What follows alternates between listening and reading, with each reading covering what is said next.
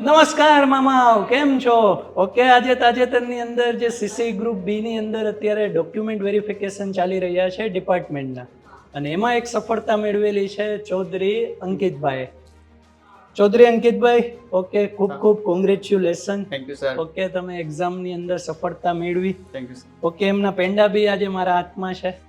અને ચૌધરી અંકિતભાઈ, ગુજરાતના વિદ્યાર્થી મિત્રો માટે એક બે શબ્દ કહીશો કે વેબ સંકુલ તમને કઈ રીતે મદદરૂપ થયું આ જર્નીમાં?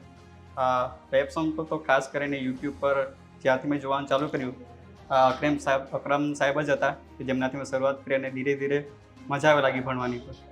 અને સરસ.